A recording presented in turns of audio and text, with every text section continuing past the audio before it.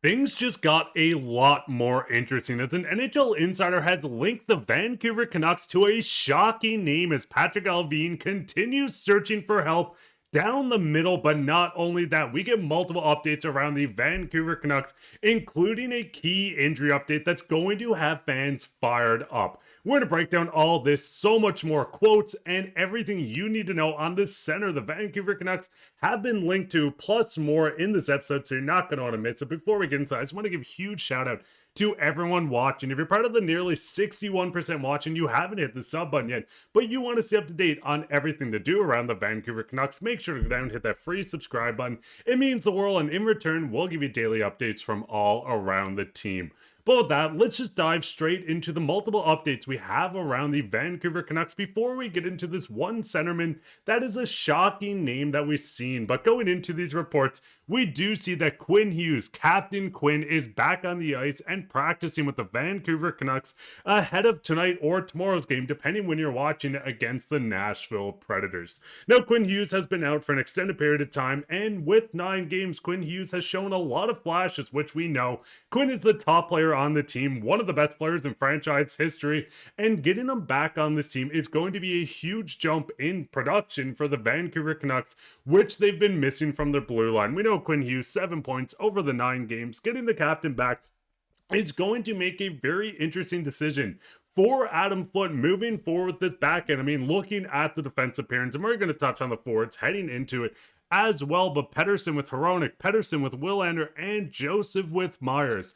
This is going to get interesting when Quinn Hughes is coming back and figuring out where he goes. Listen, we know the first line lefty is exactly where Quinn jumps into this lineup, but it does get interesting when you're looking at the greater scheme of who comes out. Now, there's a lot of things you can do with this. Willander, a very young player, still in his rookie season, 3 games in, getting him out of the lineup, a lot of people expect right away, but I think with how good he has played over the span, and listen, not registering a point yet, but keeping him in the lineup is looking more likely each day as we're heading towards the return of Quinn. For those who missed it, Tom Willander was the Canucks Corsi King in mini and has the most frequent opponent on the night was Kaprizov. When Hughes gets back, likely Joseph coming out, not Willander. Now, the biggest thing is keeping the young player into this lineup is going to be very interesting on how they break up these lines moving forward with Quinn. I'm expecting Quinn to jump straight in with Hronek, Marcus Pettersson to slide down with Willander, and then you have DPD to play with Myers. This adds a lot of new elements, and with a lot of young guys in the bottom 4 of the defensive pairs, keeping them with a veteran like Marcus Pettersson and Tyler Myers will help with the production, and you get Quinn back. That's going to help this team quite a bit when it comes to scoring, which the Canucks need to continue doing this season as they're lacking a lot of forward depth. Now, the biggest thing is, once again, no points in 3 games, but the advanced numbers, everything we've seen from him is exactly why this management group drafted him at 11th overall in the 23 draft. This is very exciting, seeing this unfold directly in front of us, and the Canucks are going to do awesome keeping him in this lineup with Joseph out.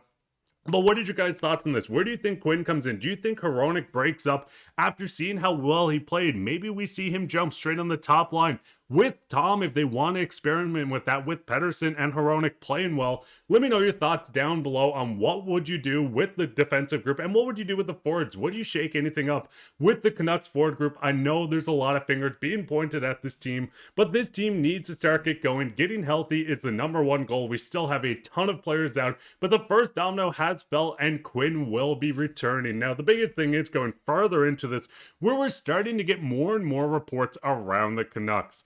I could wonder about the Canucks, and I could wonder about Patrik Allvin. I could wonder about the Canadians. Something probably has to give here. And this was Jeff Merrick speaking on Steven Stamkos of the Nashville Predators. Now listen, this is a household name, not with the Predators, but around the NHL. Steven Stamkos is a name that everyone knows. We know how good, captaining Tampa, winning Stanley Cups. But with the forward getting up in age, 35 years old, going on 36, in 13 games, only 2 points, this is a very down season for Steven Stamkos. But hey, listen, the Canucks took a name from the Nashville Predators just last offseason, and we've seen how good Kiefer Sherwood had turned it around. Now listen, Kiefer's a lot younger and a a lot different in play style. But going into these reports, things are getting interesting and a bit of a shocking name being linked to the Canucks as Steven Stamkos' name floats around. Now, the biggest question is the $8 million cap hit. The Canucks cannot eat this full cap hit, and 2 years left on it. You're taking a 36,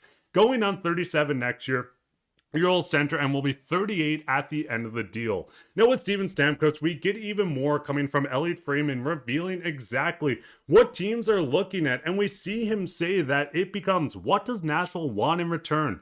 Is Nashville willing to retain salary? Then it becomes what everybody's willing to do to make it work. Now this has not worked for the Nashville Predators. We've seen this team go out and look like they're playing a franchise mode in NHL when they picked up all these key names in Marchessault. We've seen them pick up Steven Stamkos.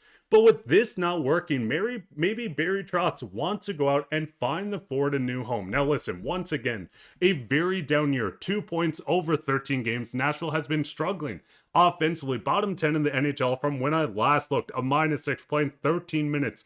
But I do think there is a lot of value with Steven Stamkos, and it would get very interesting with the Canucks. Now, going into Steven Stamkos, you know what you're getting, an elite goal scorer, or a former elite goal scorer. We've seen the years he had, winning Rockets, going out to be winning Stanley Cups, captaining a team. He has the leadership, the experience. He can bring things to the Canucks that they desperately need, including face-off wings and someone that can go straight into your top 6. Now, going back to the Canucks lineup, bringing in a guy like Steven Stamkos, he could slide straight in behind Pettersson.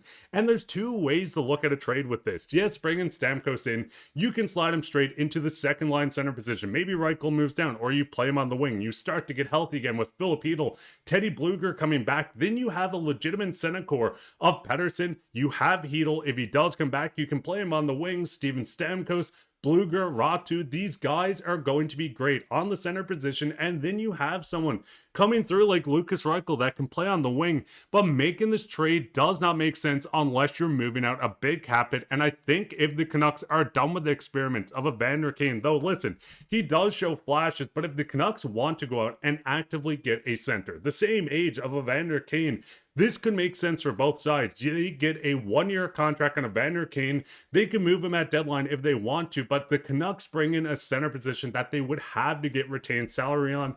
And this is where a trade would get interesting because we know the Canucks are not moving their first round pick. They're not going to move it for Steven Stamkos, but you have some prospects in the pipeline. You can attach a contract like Evander Kane to bring in Steven Stamkos. Listen, fans, I'm not going to sit here and tell you that bringing in Steven Stamkos, that was Tom Willander, bringing in Steven Stamkos is going to fix this team. But I think it would signify that this management group wants to go out and continue getting better. They can bring in the veteran. If they can get him for cheap, I think it's a name you have to look at. But I would not be willing to give up a top prospect to bring in this guy. What is your guys' thoughts on this? Is Steven Stamkos someone that you would like to see on the Canucks? Someone that has had good seasons, a big cap hit, but if you eat half of it, $4 million is very doable for the forward. I know, 35 years old, a rough start, but listen, the Canucks are off to a rough start. We've seen how good Sherwood has turned out. Maybe this is something the Canucks might look at. I'm not saying it's a great idea, but it is interesting that the Canucks have been linked to a guy like this. What were your guys' thoughts on this? Go down and leave a comment down below.